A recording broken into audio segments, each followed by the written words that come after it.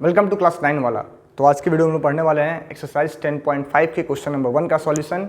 लेकिन question number 1 को start करने से पहले हम लोग एक्सरसाइज 10.5 में जो 3 इंपॉर्टेंट थ्योरम्स दिए गए हैं पहले हम उनको जान लेंगे, ताकि हमारे क्वेश्चन का सॉल्यूशन समझना, सॉल्व करना उसको हमारे बहुत ज़्यादा ईजी हो जाएगा। ठीक है, तो देखिए यहाँ पे 3 थ्योरम्स आपको बताए गए हैं। पहला थ्योरम ये कहता है कि अगर अपने को एक सर्किल दिया है और इसको हम क्या कहते हैं, आर्क कहते हैं। क्या कहते हैं? आर्क। ठीक है, तो पहला थ्योरम ये कह रहा है कि अगर कोई हमें एक आर्क दिया है, मान लीजिए भी हमें एक आर्क दिया है और इस आर्क से सेंटर पे मतलब हम इसको ऐसे ज्वाइन कर लें, ए से हम ओ को ज्वाइन करें और ओ से हम लोग बी को ज्वाइन करें। ठीक है, तो इसको हम क्या कहेंगे कि जो ये ए बी आर्क है यह सेंटर पे एंगल ए ओ बी बना रहा है।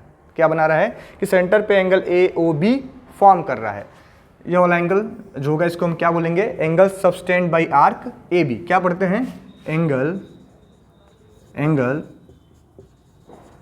Subtends by arc A B. ठीक है, angle subtends by arc A B. तो यह एंगल ए ओ बी को हम क्या बोलेंगे, angle subtends by arc A B. तो अगर किसी कोई आर्क सेंटर पे जो एंगल बनाएगा सेम आर्क से कहने का मतलब क्या है कि एक लाइन हमने यहाँ से लिया, ओरिजिनेट किया और दूसरा लाइन कहाँ जा रहा है, ये बी पे जा रहा है। ठीक है, तो अब ये ए ओ बी यह ए बी आर्क से कहाँ बना था, सेंटर पे बना था। लेकिन जो ए सी बी है, ए सी बी हमने कैसे पता किया कि हमने यहाँ से एक लाइन लिया, ए से गया सी पे और सी से कहाँ गया, बी पे। तो यह जो आर्क ए बी है वह सरकमफ्रेंस पे, जो सर्किल का जो आउटर बाउंड्री को हम क्या कहते हैं, सरकमफ्रेंस कहते हैं। तो जो आर्क ए बी है वो सरकमफ्रेंस पे कौन सा एंगल बना रहा है, तो एंगल सी बना रहा है। कौन सा एंगल बना रहा है, angle C.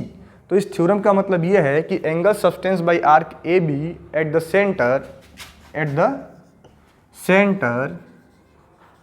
Is double the angle subtends by it at any remaining part of the circle, ठीक है, एट एनी रिमेनिंग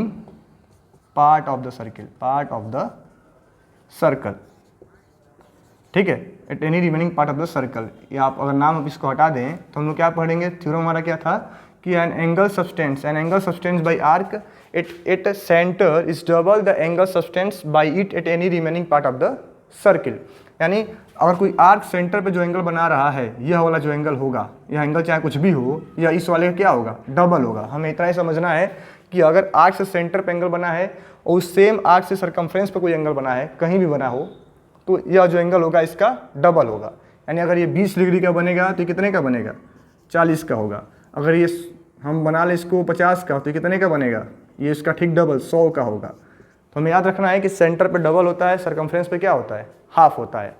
तो यह आपका पहला थ्योरम है, पहला प्रॉपर्टी है। ठीक है, देन जो सेकेंड थ्योरम है एक्सरसाइज 10.5 का सर्किल के, वह यह है कि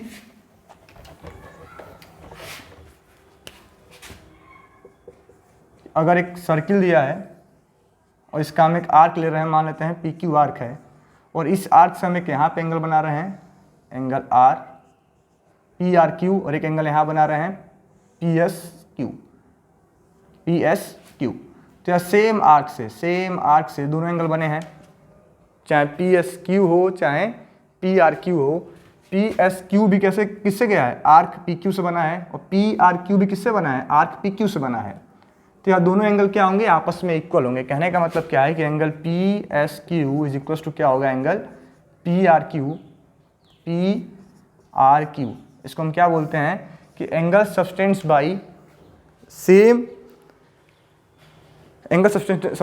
सेम आर्क। ठीक है, आर इक्वल क्या बोलते हैं कि एंगल, इसको हम लोग सिंपल सा एक नाम दे देते हैं कि angle in the same segment. क्या बोला जाता है इसको, सिंपल नाम इसका बोला गया angle in the same segment. अब सेम सेगमेंट का मतलब क्या है कि आर्क पी क्यू से दोनों एंगल बने हैं, तो इसको हम बोलते हैं angle in the same segment, और दोनों क्या होंगे, आपस में इक्वल होंगे। जब सेम आर्क दो एंगल सबटेंड करेगा, दोनों के दोनों एंगल क्या होंगे, आपस में इक्वल होंगे, बोलते हैं angle in the same segment. तो ये आपका सेकेंड प्रॉपर्टी था। और जो थर्ड प्रॉपर्टी है इसको आप नोट डाउन कर लें, ठीक है, ताकि जब आप क्वेश्चन सॉल्व करें और जब इन प्रॉपर्टीज़ को अप्लाई किया जाए तो आपको कोई कन्फ्यूज़न ना रहे, ठीक है। तो देन जो आपका थर्ड प्रॉपर्टी है,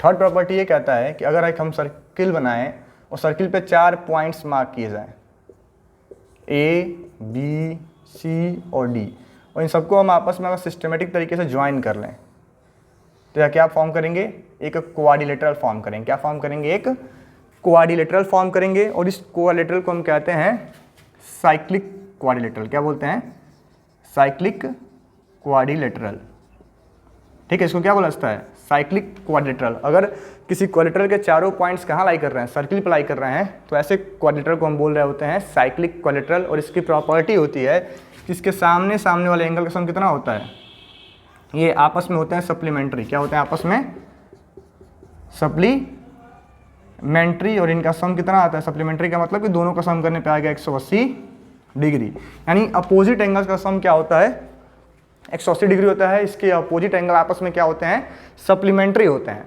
तो ये हमें याद रखना है। इसका यूज़ हम डायरेक्ट सॉल्व करेंगे अपने क्वेश्चन को सॉल्व करते समय, कि कोई भी हमें अगर एक साइक्लिक क्वाड्रिलेटरल दिया गया है तो उसके अपोजिट एंगल का सम कितना होता है, 180 डिग्री होता है, ठीक है।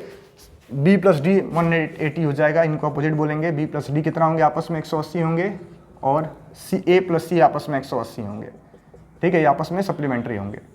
तो ये रहा आपके क्वेश्चन नंबर, ये आपका प्रॉपर्टी थर्ड है, ठीक है। देन जो फोर्थ प्रॉपर्टी है कि ये आपके बुक में नहीं दिया है, मैं अपने तरफ से बता दे रहा हूँ। इसकी फोर्थ प्रॉपर्टी ये है, अगर थोड़ा सा देखा जाए, इसी से बना है कि अगर आपका ये साइक्लिक क्वाड्रिलेटरल है, अगर हमारा PQRS एक साइक्लिक क्वाड्रिलेटरल है, PQRS हमारा साइक्लिक क्वाड्रिलेटरल है, और इसके बाहर एक एंगल बनाइए, इसको हम क्या बोलेंगे, exterior angle of cyclic quadrilateral. तो जो साइक्लिक क्वाड्रिलेटरल का एक्सटीरियर एंगल होता है यह अपोजिट इंटीरियर के इक्वल होता है। इसको हमें याद रखना है कि the exterior angle of cyclic quadrilateral is equals to opposite interior angle. यानी कि ये वाला जो एंगल है किसके इक्वल होगा, P के इक्वल होगा। यानी दोबारा एक बार रिपीट करते हैं कि the exterior angle of cyclic quadrilateral is equals to opposite interior angle, ठीक है। तो ये 4 प्रॉपर्टी थे, इनको यूज करके हमें एक्सरसाइज 10.5 के क्वेश्चन को सॉल्व करना है। तो हम इस वीडियो में क्वेश्चन नंबर 1 का सॉल्यूशन देखेंगे, ठीक है। तो क्वेश्चन नंबर 1 हमें दिया है कि